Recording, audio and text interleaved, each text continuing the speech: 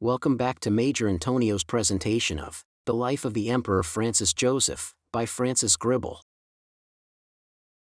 Chapter 5.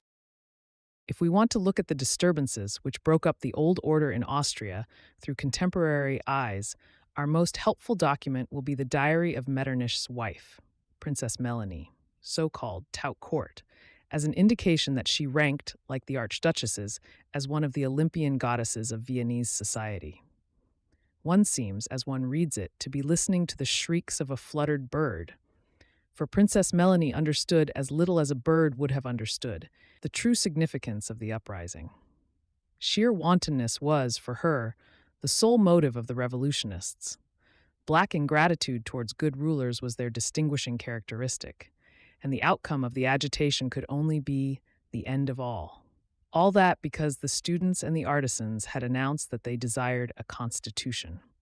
Already we have seen Princess Melanie predicting that, if Guizot fell, all was lost. And after the events of February 1848 in Paris, she saw horrors accumulating on horror's head. Quote, "Poor Germany is already in a blaze. Never were times graver or more solemn. Every hour brings forth a fresh event, and fresh troubles are perpetually being added to those already in existence." Unquote. All the thrones in Germany were, in truth, being shaken, though they were all eventually to recover. And now the privileges of the Austrian throne itself were being challenged. Quote, "Kossuth has moved a resolution which the Chamber of Deputies has approved. These people actually demand nothing less than a constitution for Austria. The agitation is general, and the terror is great. People are so alarmed, especially the great financiers, that they propose concessions to the popular demand and see no chance of safety except in making them. One would say that hell had broken loose. God alone can dam the torrent which threatens to swallow up everything." Unquote. At first, the trouble was confined to Hungary, but the contagion spread. Quote, "Here, too, the public is very much disposed to ask for a constitution, and our various provincial assemblies are beginning to pass the most regrettable resolutions. May God enlighten us and give us the strength to be firm. That is all that I pray for." And then, the news from Germany gets worse and worse. There no longer is any Germany in the true sense of the word, for all the German sovereigns have been compelled to make concessions. One really needs superhuman moral force to withstand this popular agitation. Unquote. So the trouble came nearer and nearer, and it became clear that Metternich himself was the object of popular hostility. Threatening letters were received. A piece of paper was found affixed to Metternich's door, bearing the words, "Down with Metternich, we want concessions."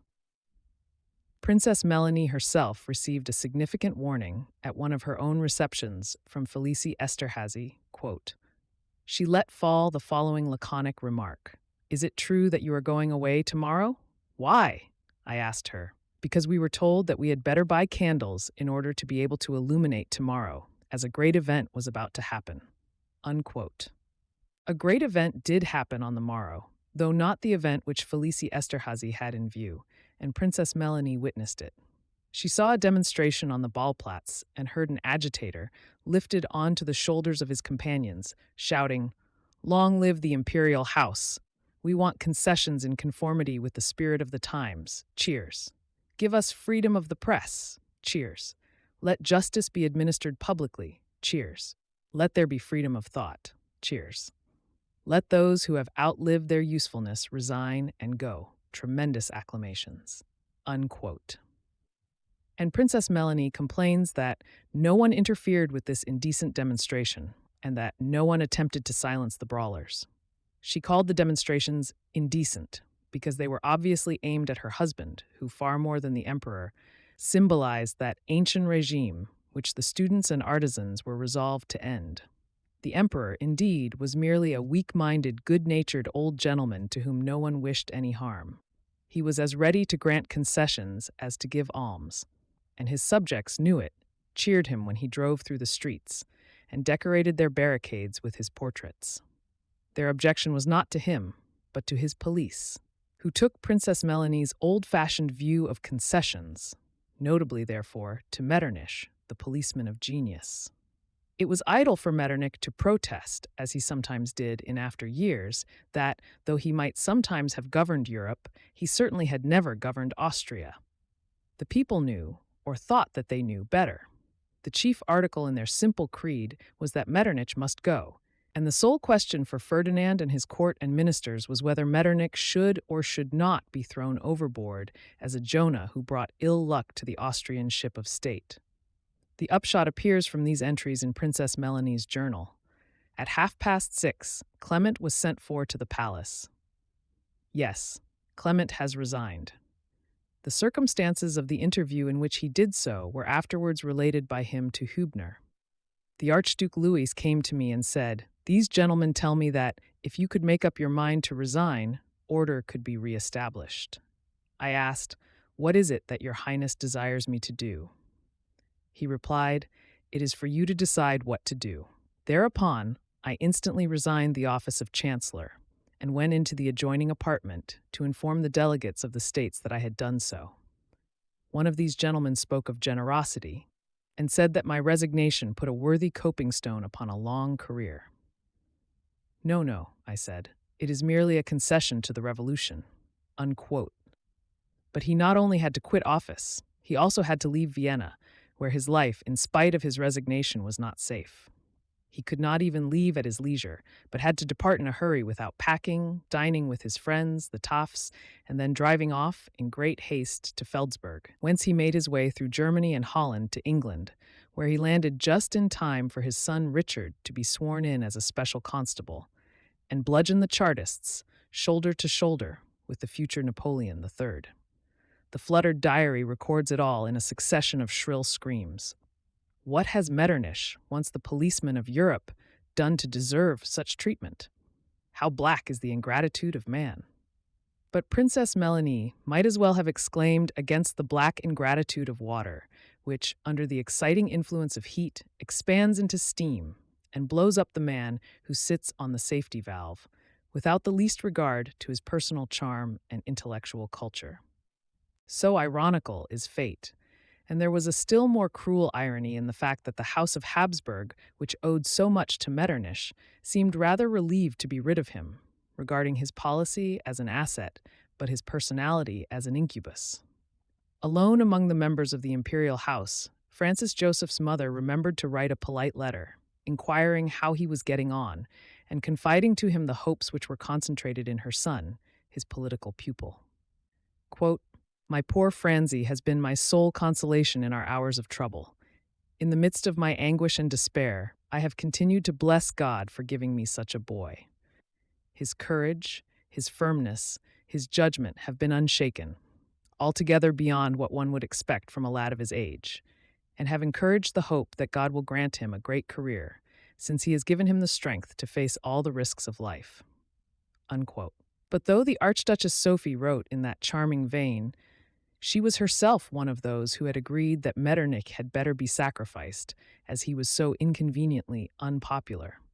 And Metternich replied, not without a sense of bitterness, that he thought very highly of Francis Joseph, and had a great affection for him, and was quite confident that he would succeed in life as well as his mother could wish, if only he remembered and applied the maxims of statecraft which he himself had taught him. But he also, at the same time, chuckled through his tears, observing that the jettisoning of the Jonah did not seem to have saved the ship. For order did not yet reign in Vienna. On the contrary, the revolution was going from bad to worse, and the court had to leave the capital. First it went to loyal Innsbruck, in loyal Tyrol, whence Francis Joseph paid his visit, already mentioned, to the army of Italy. Then it returned, under the illusion that things were going better, and then it went off again to Olmütz. Hungary and Bohemia, as well as Italy, were in open rebellion, and Vienna continued to throw up barricades from time to time.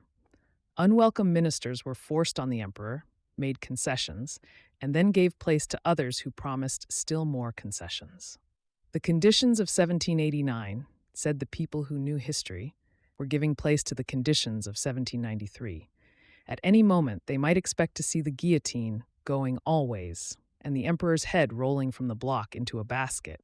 Nor did the House of Habsburg, in that dark hour, save itself. On the contrary, The monarchy, as Felix Schwarzenberg put it, was saved by three mutinous soldiers: Radetzky, the octogenarian who would not grow old; Alfred von Windischgrätz, the unbending aristocrat who was vastly more imperialist than the emperor; Jellasic, the swaggering and self-sufficient Ban of Croatia.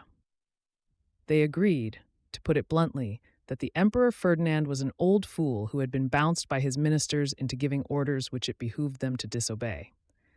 So Radetzky, being ordered to evacuate Lombardy, remained there, and Windischgrätz, being ordered to hold a portion of his forces at the disposition of the war minister, replied that he could not spare them, and Jellasic, being dismissed from his command, refused to give it up. In that way, they collared the situation and saved it. The Hungarians, marching on Vienna, were met by Jellasic and driven back. Windischgrätz, after first putting down the rising in Bohemia, marched down to Vienna and laid siege to it. Radetzky reinforced him, and then the end was near. Windischgrätz, in truth, had other reasons besides his loyalty to make him furious. His own wife had been one of the victims of the insurrection, shot while she stood at an open window to watch the rioting, so that it was not in the least likely that he would hesitate to shoot or allow the insurgents to surrender otherwise than at discretion. First, therefore, he bombarded Vienna, and then he forced the gates and stormed the barricades. There was a certain show of resistance, but then, after a few military executions, order did really reign, and the House of Habsburg was really saved, except in so far as the Hungarians were still a menace to it. And the Emperor Ferdinand's first act, when his safety was assured, was to abdicate in favor of his nephew, Francis Joseph. It was an abdication which had, long since, been contemplated and even arranged. Metternich, the Empress, and the Archduchess Sophie had put their heads together and settled it. None of them had any illusions about the Emperor, and it does not appear that the Emperor had any illusions about himself. Nonetheless, the secret had been well kept. Hübner, Schwarzenberg, and Windischgrätz were the only people who knew what was going to happen, or for what purpose. The members of the royal family and the functionaries connected with the court were suddenly summoned to assemble in the imperial residence at Olmütz at 8 o'clock in the morning. Quote, "At 7:30, writes Hübner, whose function it was to take the minutes of the meeting. The apartments adjoining the throne room were gorgeous with civil and military uniforms. There were present all the archdukes and archduchesses, with their ladies and gentlemen in waiting, the canons of the chapter of Olmütz, and a few ladies belonging to the aristocracy. Intense curiosity was imprinted on every countenance. The most remarkable guesses passed from mouth to mouth at this brilliant gathering, but, strange to say, no one guessed the truth. The Archduke Maximilian asked me what it was all about. The Archduke Ferdinand of Este addressed the same question to the war minister, and received, as did the brother of the future emperor, an evasive answer. Soon the proceedings began. Punctually at 8 o'clock, the folding doors of the throne room were thrown open to give admission to the Archdukes Maximilian, Charles Louis, and Ferdinand of Este, to the Archduchesses Maria Dorothea, widow of the Archduke Joseph, and Elizabeth, wife of the Archduke Ferdinand, to the ministers, to Marshal Windischgrätz, to the Ban of Croatia, and to Count Gruni, master of the horse of the Archduke Francis Joseph. When the door was closed on us, their majesties, followed by the Landgrave Frederick of Fürstenberg, Prince Lobkowitz, the emperor's aide-de-camp, and the Landgravine of Fürstenberg, Grand Mistress to the Empress, together with the Archduke Francis Charles, the Archduchess Sophia, and their son, the Archduke Francis Joseph, entered. Their majesties took their places on 2 armchairs in front of the throne, and the archdukes and archduchesses took theirs on chairs arranged in the form of a rectangle on either side of the throne. The ministers, Marshal Windischgrätz and Ban Jellasic, stood facing the emperor. There was a deep and solemn silence. Unquote. The silence was broken by the emperor himself, reading the statement prepared for him. The simple statement that important considerations had decided him to transmit his crown to his nephew. Then it was the turn of Felix Schwarzenberg. Ordinarily an impassive man, he now read, in a voice shaking with emotion, the 3 documents which gave legal validity to the transaction. The declaration that Francis Joseph had attained his majority, The declaration that Francis Joseph's father renounced his own rights in his son's favor, the emperor's formal act of abdication. One after the other, the three documents were signed by those whom they concerned, and Francis Joseph knelt for the last time to Ferdinand to receive his blessing. Sei brav, es ist gerne geschehen, were Ferdinand's words. Literally, it means, be good, I did it willingly. Practically, it meant, never mind me, I don't feel hurt in the least. On the contrary, I'm well out of it. He ceased, and the retiring empress embraced the boy emperor. According to Hübner, the archduchesses sobbed aloud, and there was not a dry eye in the room. And while the eyes of the company were still moist, the door was once more opened, and the courtiers assembled in the antechamber were informed of what had passed. That done, Francis Joseph rode out to review the troops and receive their acclamations, while the Emperor Ferdinand and the Empress Mariana quietly took the afternoon train to Prague. Thus the change was effected, quite simply, and almost without ceremony. It almost looks as though everything was done in a hurry, so that no one might have time to question the wisdom of doing it. "Farewell to my youth," said Francis Joseph, when, addressed for the first time as Your Majesty, he realized the change in his condition and the responsibilities to which he was committed so soon after his 18th birthday. But he had never known what it was to be young, as boys of humbler station know it, and his opportunities of unbending, as some monarchs unbend, were to be few. He was the sole hope of the Habsburgs. He had to shoulder the whole burden of the Habsburgs, and he was to find it heavy. Princess Melanie, when the news of his accession reached her, trembled for him. Quote, "How is an emperor of 18 years of age to steer his course amid such conflicting currents? I shudder when I think of him, the last hope which now remains to us. May God bless him and give him energy while giving his counselors the wisdom which they will need." Unquote. The grounds of her anxiety, particular as well as general, appear on the same page of her diary. "They tell me that a republic has been proclaimed in Hungary with Kossuth as dictator." Unquote. Which meant that Ferdinand had indeed reason to regard himself as well out of it, and that Francis Joseph had not ascended an undisputed throne, but one for the defense of which he would have to fight desperately hard. Chapter 6. The state of things which Francis Joseph found on his accession was this. In Vienna, all was over except the shooting and the shouting. Tyrol, the Vendée of Austria, was, as it always had been, loyal. In Bohemia, Windisch-Gratz had crushed the insurrection as he might have cracked a nut, but Italy and Hungary were still formidable and had to be reconquered. In Italy, there was a renewal of the fighting, and the work done at Custoza had to be done over again at Novara, Charles Albert then taking a leaf out of the book of the Emperor Ferdinand and abdicating in favor of his son, the famous Victor Emmanuel. In Hungary, the work of conquest had hardly even been begun, and though Jelacic had held the Hungarians up at the gates of Vienna, they were in a position to hold him up many times before he could get to the gates of Budapest. So that the position was extremely critical. It had been hastily assumed that Francis Joseph would be popular in Hungary. He had once been sent there, as a boy, to represent the emperor at some public function, had made a fluent speech in the Hungarian language, and had been vociferously cheered. No doubt the precocious bonhomie of his manner had made a favorable impression. But that was not enough at a time when the old Hungarian privileges and the new Hungarian constitution were at issue. The affability of the sovereign was no substitute for the rights of his subjects, and the Hungarians would only consent to love and be loyal to the Austrian emperor on terms. And those terms could not be granted. Francis Joseph, brought up in the school of Metternich, would hardly have been disposed to grant them if his hands had been free, and the men who stood by him and over him, such men as Windisch-Gratz and Felix Schwarzenberg, would not have let him grant them if he had wanted to. As they had already saved Vienna for him, so they now proposed to save Austria and Hungary for him, but in their own way and not in his. Knowing what they wanted, they told him what he wanted, and they had control of the machinery. In order to understand their proceedings, we must define their attitude, noting that they were, in the first place, aristocrats, and in the second place, Teutons. As aristocrats, they held that, as Windisch-Gratz put it, mankind begins with the barren, and that no men except the nobly born had any rights which it was proper to take seriously, that they themselves belonged, in short, to a divinely designated ruling caste. As Teutons, they regarded themselves as belonging to a divinely designated ruling race, the natural superiors of Italians, Hungarians, and Croats.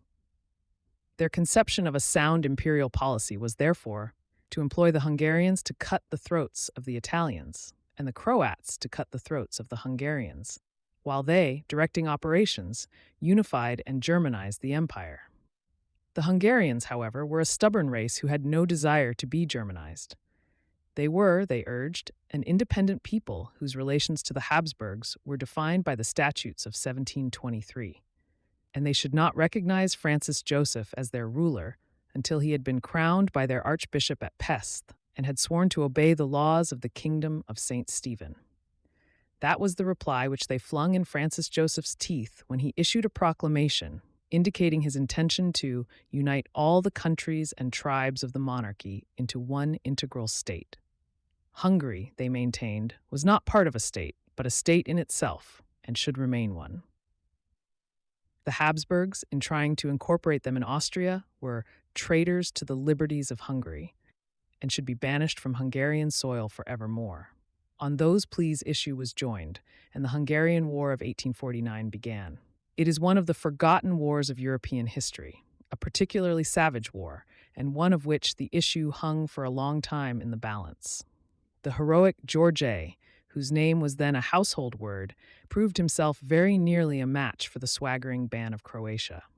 And it looked, for a time, as though, even if Francis Joseph did reconquer his kingdom, the days of Austria as a first-class power were numbered. Palmerston, for one, thought so and said so, declaring in the House of Commons that if, the war being fought out to the uttermost, Hungary should, by superior forces, be utterly crushed, Austria, in that battle, will have crushed her own right arm. But Palmerston was wrong, and Austria, neither for the first nor for the last time in her history, defeated the predictions of the prophets. She has been called the sick woman, as Turkey used to be called the sick man of Europe, but the sick woman has had a wonderfully elastic constitution and has been wonderfully favored by the chapter of accidents. Again and again in her history, we have a vision of disjecta membra reattaching themselves, as it were, to the disabled trunk so that it could once more get up and walk. It was so in 1849, when the Poles, having risen to help the Hungarians, the Russians, knowing what they themselves might have to fear from victorious Poles, crossed the frontier to Francis Joseph's rescue. That accident, happy or unhappy as one likes to regard it, turned the scale in the nick of time, and the rest was butchery, akin to that of the White Terror in France, but worse, a bloodbath which scandalized Europe, the campaign of Haynau, called the hyena because of his grim chuckles at the sufferings which he caused against the defenseless.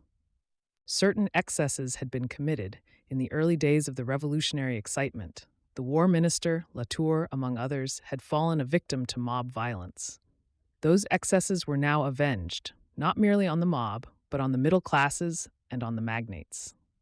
Croatian soldiers were turned loose on Hungarian towns with a free hand to loot and ravish.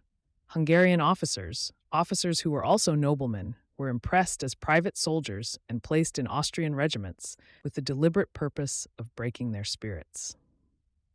That was the treatment meted out even to some members of the great Hungarian houses of Esterházy and Batthyány, and a Baron Podanitsky, who had been impressed in the artillery, was actually flogged in the streets of a Hungarian town on some absurd charge of having lost part of a bag of corn entrusted to his care. Even women were flogged. Here is the deposition of one of them, published at the time in every newspaper in Europe, the truth of the story being confirmed after inquiry on the spot by the special correspondent of the Times. Quote, "Some imperialist troops entered Rusby. It is probable that my enviable family happiness had created enemies at Rusby, and that they were resolved to destroy it, for I am not aware that any of us had committed any fault. I was suddenly, without a previous trial or examination, taken from my husband and children. I was dragged into a square formed by the troops, and in the place in which I reside, and in the presence of its population, which had been accustomed to honor me, Not because I was the lady of the manor, but because the whole tenor of my life deserved it. I was flogged with rods. You see, I can write the words without dying of shame, but my husband took his own life. Deprived of all other weapons, he shot himself with a small cannon." Unquote. The story was contradicted on the ground that no such place as Ruskby could be found on the map, but the only error was the printer's. The scene of the outrage was Ruskburg. The punishment was inflicted by the orders of a Captain Graber, and its victim was Madame de Mattersbach, the widow of a partner in the ironworks of Hoffmann and Mattersbach. It was, of course, only one of the informal and, as it were, accidental outrages. The formal outrages took the form of military executions. Generals and colonels of the Hungarian army and members of the Hungarian Chamber of Deputies were put to death, some of them hanged and others shot, until hardly one of them was left. And most of those who were left were sentenced to long terms of imprisonment in irons, while diplomatic machinery was set in motion, happily in vain, to obtain the extradition of the few fugitives who had succeeded in taking refuge with the Turks. The demand for their surrender, addressed to the Sultan on behalf of the Austrians by the Tsar, gave the Moslem an opportunity which he did not miss of administering a rebuke to the Christian. Quote, "Your adjutant," the Sultan wrote, "has demanded the extradition of the Hungarian refugees. The demand being made to excite hate against yourself as well as against me, I desire your Majesty will not insist on carrying that point." The most cruel of all the cruelties, the one at all events which made the greatest stir in the world, was the execution of Louis Bathyany, sometime Prime Minister of Hungary.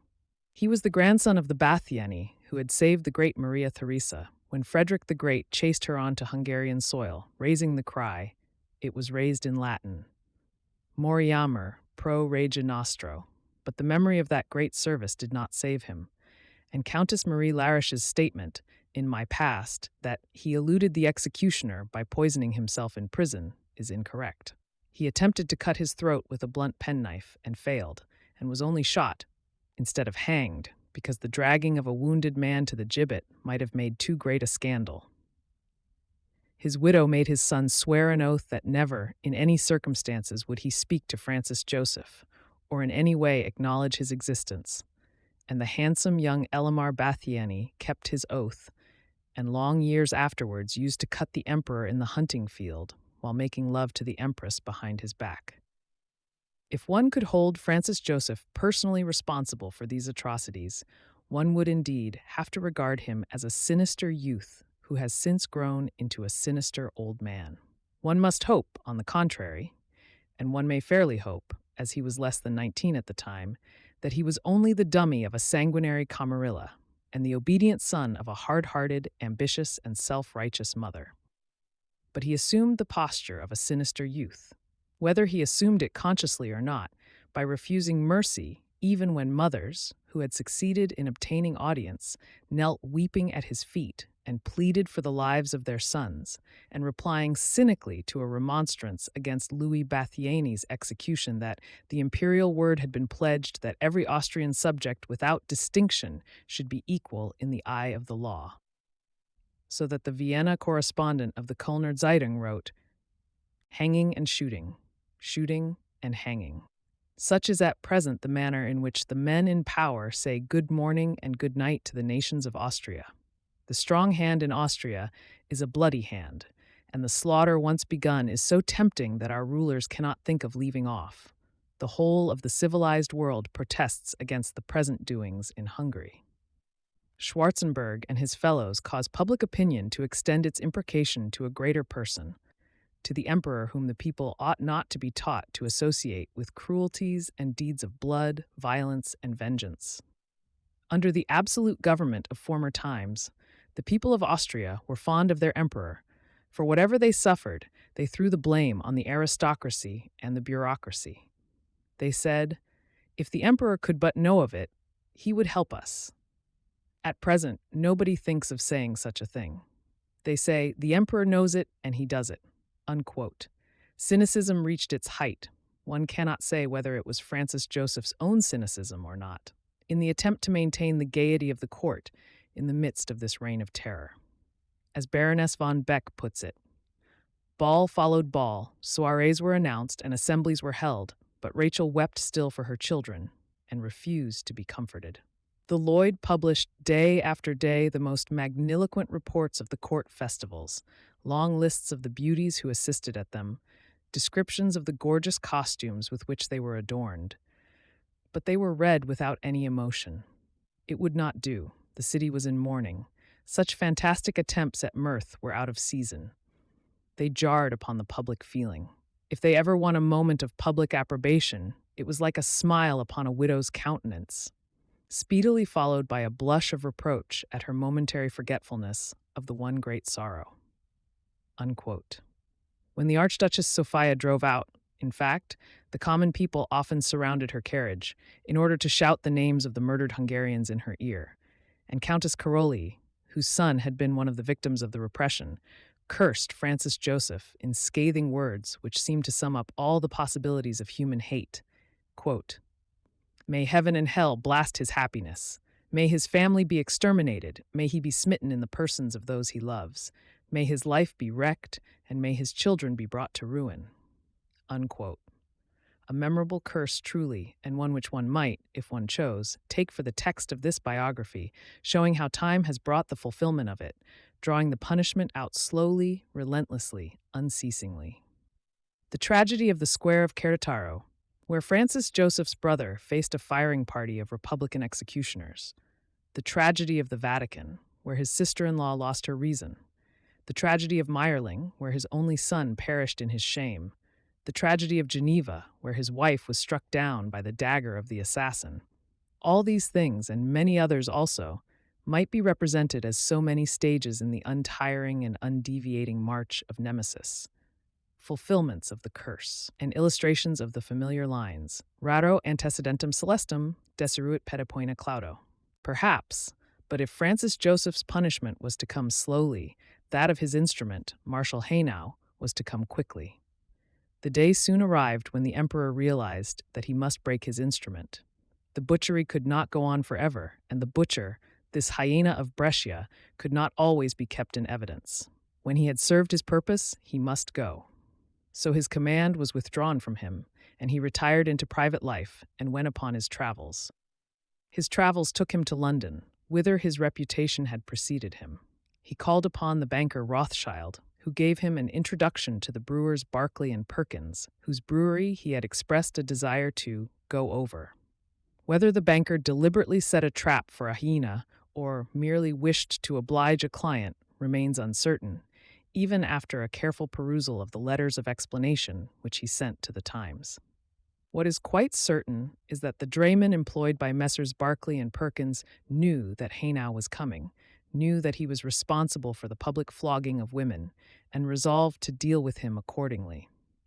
Hardly had the brewery gates closed on him when a truss of straw fell on his head from above, and then the trouble began.